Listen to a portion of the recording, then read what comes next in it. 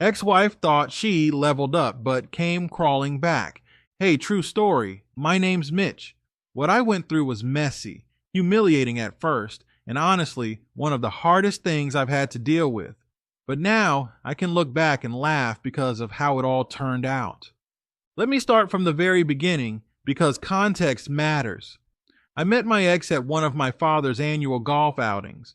My dad has been in business for decades, construction and development, and he hosts this big networking golf event every summer. It's half about golf and half about keeping relationships tight with the guys he's been doing deals with for years. That particular summer, I was 19. I wasn't really into golf, but I went because my dad wanted me to be there. He's always wanted me to follow in his footsteps, but I had already decided that wasn't for me.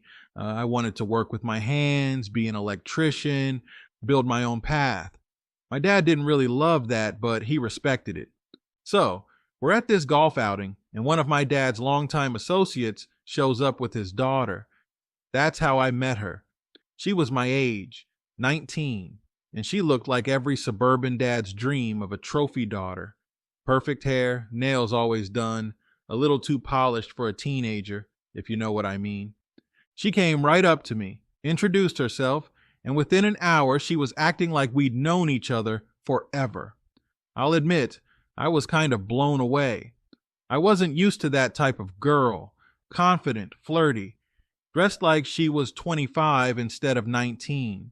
I was hooked. The relationship. We started dating shortly after. At first, it was amazing. She was sweet, always wanted to be around me, always texting, calling, planning dates. She'd brag to her friends that her boyfriend could fix anything and wasn't afraid to get dirty at work. But here's the thing. I started to notice she had this obsession with status. She loved bragging about her dad's business connections, the vacations they took, the clothes she bought. She'd make little digs about how she didn't understand why I didn't just work for my father and set myself up for life. I'd tell her, I don't want to live in anyone's shadow. I want to earn my own stripes.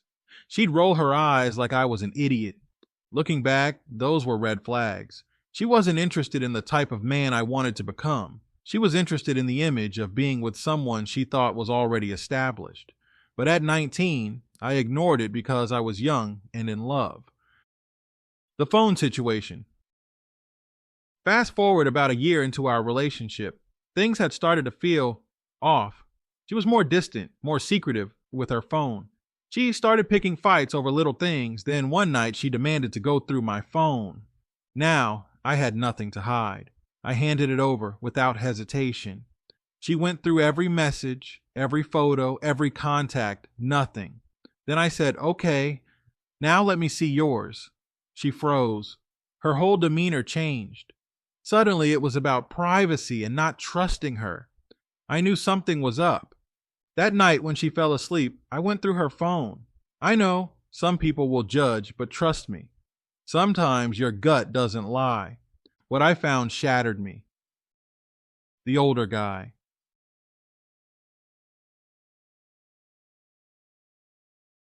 There were dozens of messages with some older man. When I say older, I don't mean 30 or even 40. This guy was old enough to be her dad. I later found out he was in his late 50s. The texts were disgusting. He was promising her a soft life. He told her he was going to set her up with her own condo downtown, buy her a car, take her on trips. She was eating it up. She was calling him baby and telling him she couldn't wait to get out of her father's house. Meanwhile, I'm lying there in her bed reading all of this, realizing my girlfriend is gearing up to leave me for some dude older than my father. She even told him in one message, Mitch doesn't get it. He wants to be an electrician instead of working for his dad. You understand what a real man should provide. That one cut deep. I was furious, humiliated, heartbroken, all at once. The confrontation. The next day, I didn't even wait.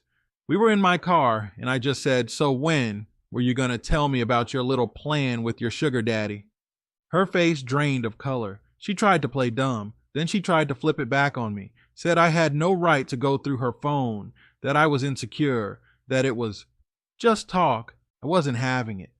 I pulled the car over and told her flat out, "Get out, call your sugar daddy or call an Uber, but you're not riding with me anymore." She got out of the car screaming about how she was about to live a soft life and that I'd regret it when I was just some bum electrician. She bragged that this man was going to marry her, give her everything she wanted, and that I'd never measure up. I drove off shaking, but deep down I knew I did the right thing. The aftermath. Within 2 weeks, the whole story came crashing down. Turns out, that older guy was notorious in my dad's circle. He was known for keeping sugar babies, young girls he'd spoil for a little while, then toss aside when he got bored. My ex had no idea. She thought she was special.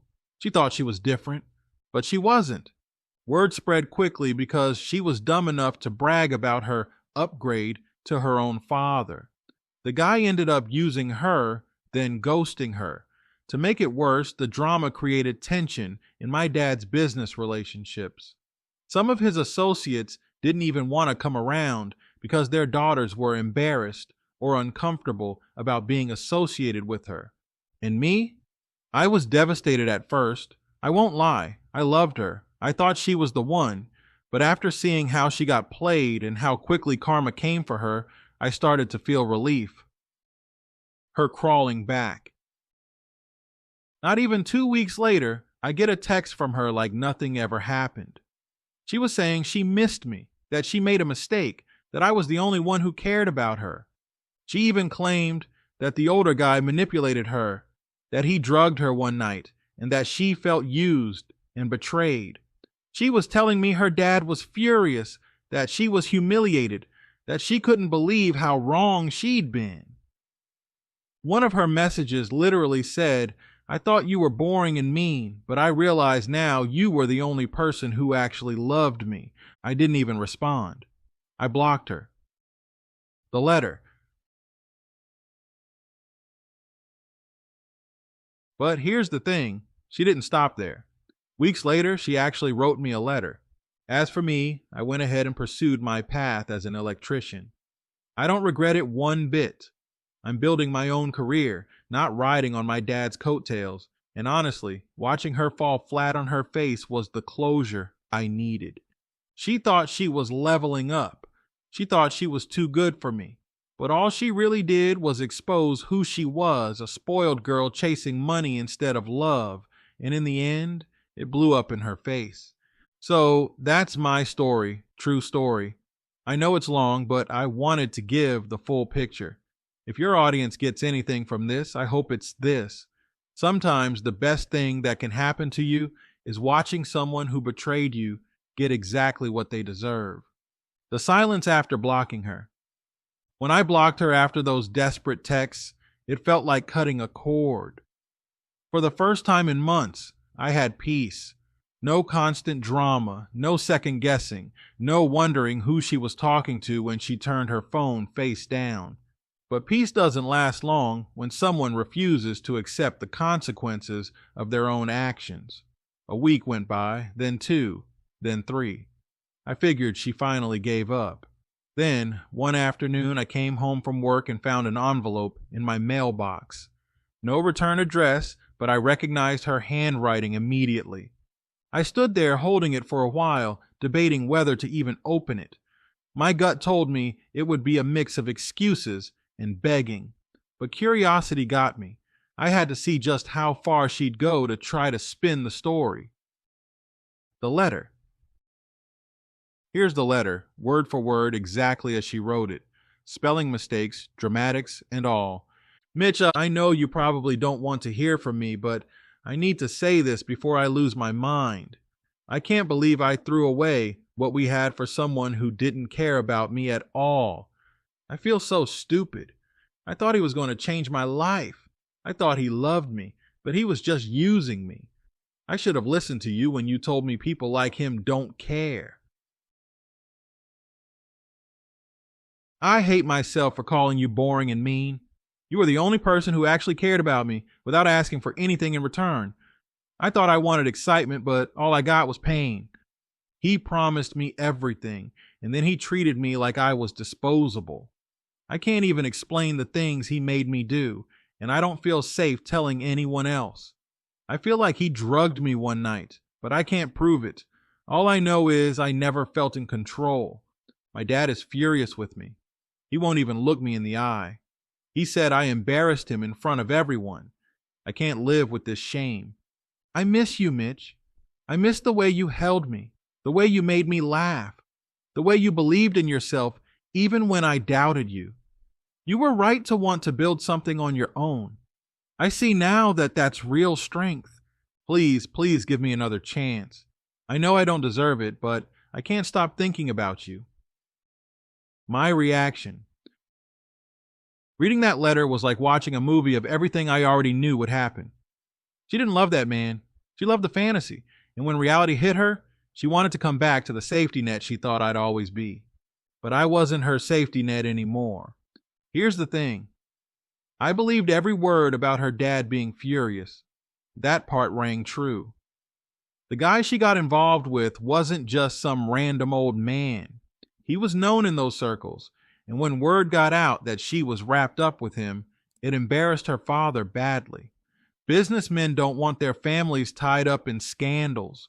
Her little soft life fantasy ended up making her look like just another sugar baby. And the part about being drugged, look, I don't know if that's true or not. Maybe she was saying it to gain sympathy. Maybe it really happened, but I wasn't about to play detective. Either way, she had made her choice. Why I never responded. I sat with that letter for a few days. Part of me wanted to write back just to say, you made your bed, now lie in it. But another part of me knew that any response, positive or negative, would open the door to more drama. So I didn't respond at all. I threw the letter in a drawer and went on with my life. The old me, the version of myself before she betrayed me, would have been tempted to give her another chance. But by this point, I had already grown stronger. I had already seen what happens when you invest in someone who doesn't value loyalty. No text, no call, no letter was going to change the fact that she showed me exactly who she was. About a month later, I ran into her by accident. I was at the grocery store grabbing a few things after work, and there she was, standing in the produce section. She looked rough, hair messy, no makeup, sweatpants, nothing like the polished girl I'd met at the golf outing. She saw me before I saw her, and I swear her face lit up like I was her savior. She walked right over, all smiles, like nothing had ever happened. "Hey, Mitch, oh my God, I've missed you so much," she said, trying to hug me. I stepped back and said, "What do you want?" She looked offended, then tried to play the victim again. She started rambling about how the guy used her, how her dad won't even speak to her, how she just wanted to go back to the way things were. I cut her off and said, "You wanted a soft life, remember? Go live it. I'm not your backup plan." Her face dropped. For the first time, she realized I wasn't bluffing. I wasn't holding out hope.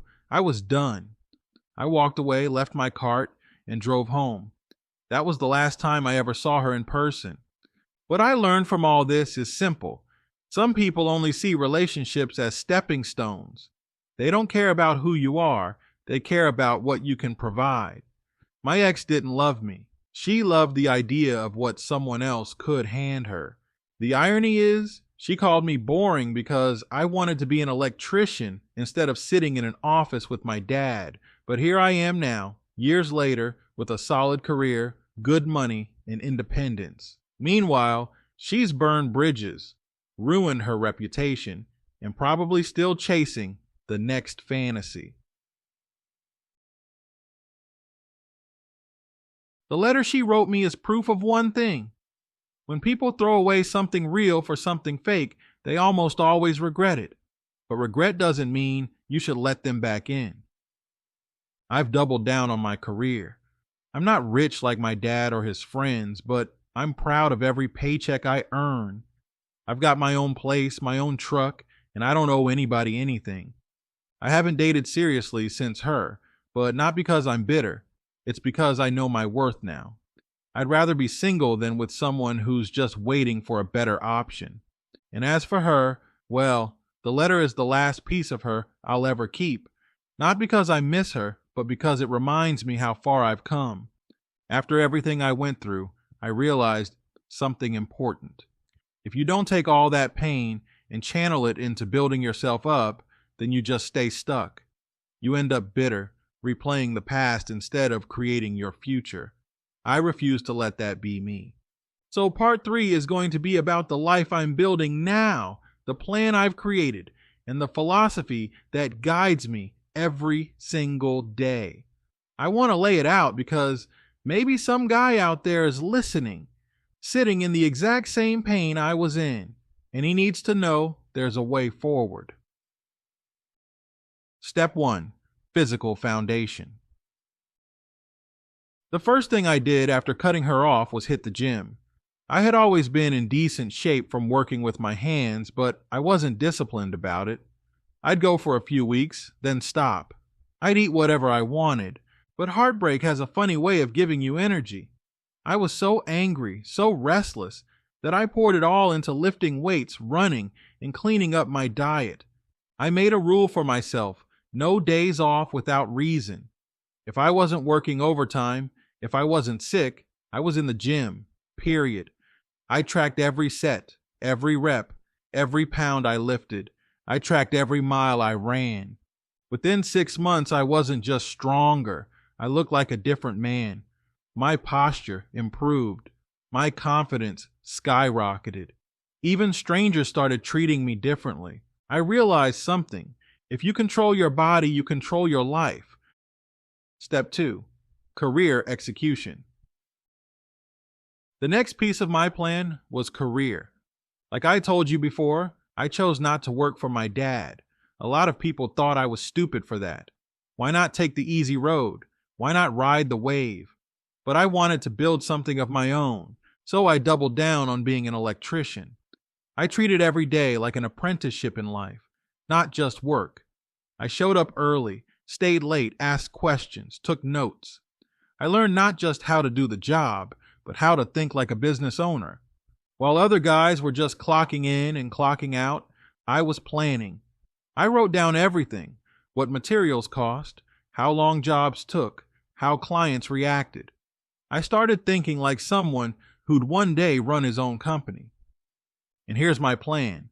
Year 1, 3. Learn the trade inside and out. Build reputation. Year 4, 6. Get licensed. Start taking small side jobs on weekends. Build my name. Year 7, 10. Open my own electrical business. No debt, cash flow strong, clients from word of mouth. That's the blueprint. I'm not rushing. I'm building brick by brick. Step 3. Financial discipline.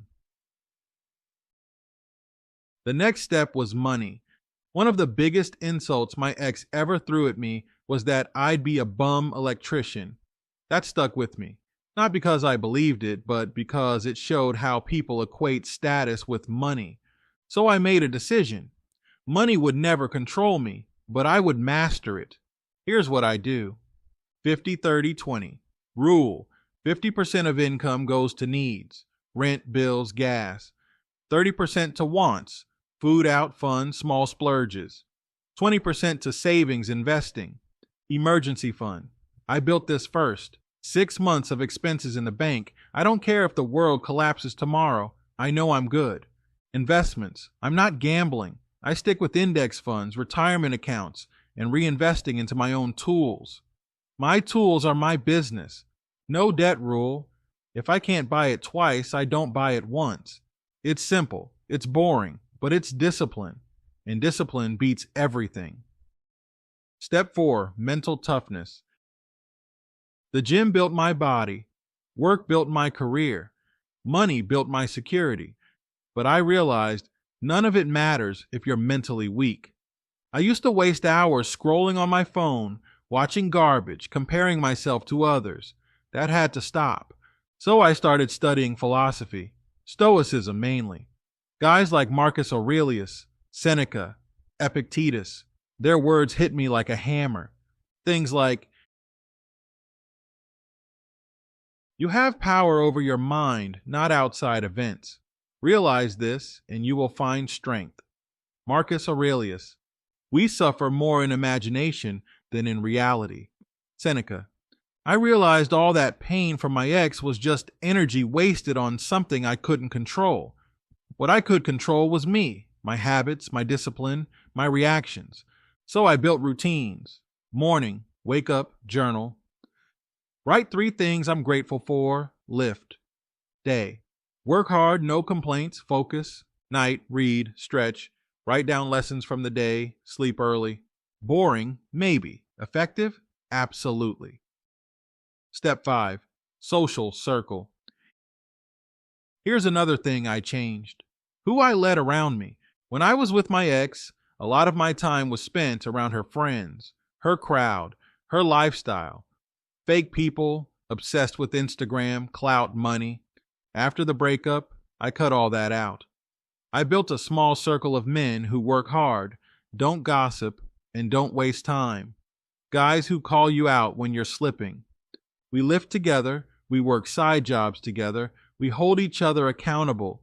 It's not about quantity, it's about quality. I'd rather have 3 brothers who'd ride with me than 30 friends who disappear the second things get hard. Step 6. Women. Let me be real here. I didn't date for a long time after her. I needed space. I needed to heal. But eventually I started to think about women again. And here's the mindset shift. I don't chase anymore. If a woman wants to be in my life, she'll match my energy. She'll respect my grind, my discipline, my vision. And I'm not bending over backwards to prove myself.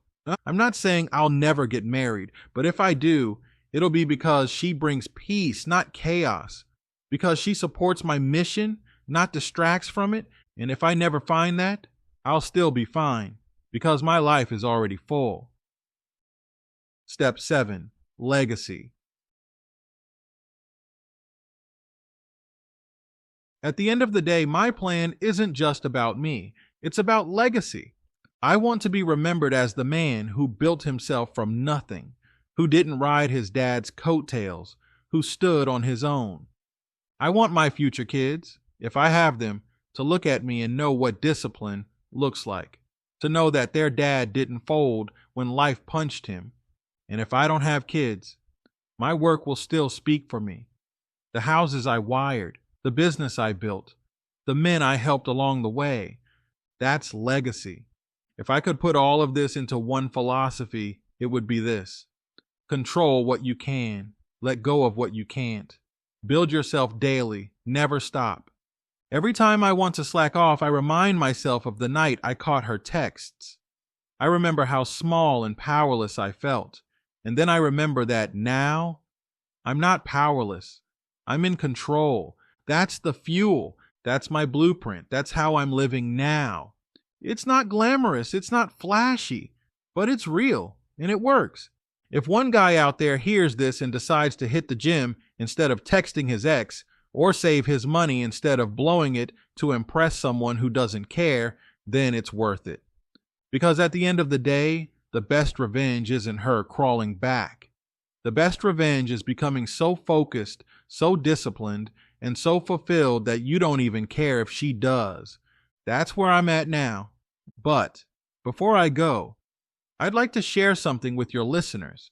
The study why men win when they focus on themselves. When I was first healing, I used to stay up late just researching stuff about breakups, psychology, human behavior. I stumbled across a study published out of a university in California that hit me like a punch to the chest. It basically said this: men who focus on self-improvement after heartbreak, career, gym, finances, self-education, recover faster, build stronger lives, and report higher happiness within 1-3 years. Men who let their smaller brain lead the way, meaning they chase hookups, fall into the arms of the next woman, or numb themselves with distractions, report higher levels of depression, more financial setbacks, and repeat the same cycles over and over. In plain English, when a guy focuses on himself first, everything else falls in line. When he chases women, he loses himself and his mission. That study made me realize I wasn't crazy for pouring myself into the gym, into my trade, into my mind. It confirmed that discipline pays off way more than chasing validation. I bring this up because a lot of men out there think the cure for heartbreak is another woman. It's not. The cure is you, your health, your grind, your discipline. The red flag with my ex and my friend. The other thing I wanted to add is something I look back on now and shake my head at. When I was still dating my ex, there was this one night we all hung out. Me, her, and a buddy of mine I'd been friends with since high school. We were at his apartment, just chilling, drinking a little, playing cards. At one point, I left the room to take a call. When I came back, I noticed her laughing way too hard at one of his jokes. Not normal laughing, like leaning into him, touching his arm, laughing. My gut tightened immediately. Later that night, she admitted, "Your friend is funny. You should hang out with him more." That should have been a red flag. Fast forward a couple weeks, I found out she had been texting him. Nothing too explicit, but enough that it crossed the line. Late night conversations, her asking him questions about me, her hinting that she was confused about our relationship. When I confronted him, he tried to play dumb. Said she came on to him. Said he didn't take it seriously, but to me, that was betrayal from both of them. I should have walked then, but I ignored it, told myself I was overthinking, and stayed with her. That was mistake number one. Looking back, that night showed me two truths. She was always looking for better options. He was never a real friend. Needless to say, I'm not friends with that guy anymore. He showed me where his loyalty was, and it wasn't with me. So yeah, true story. I just wanted to tack this onto my story because I think it matters. The study showed me why men need to stop letting lust run the show. Focus on yourself first, and the rest will come naturally. And that red flag with my ex and my old friend, that's proof that your gut is usually right. When you see signs, don't ignore them. Ignoring them costs you time, energy, and dignity. I hope somebody listening can learn from both. Until next time, Mitch.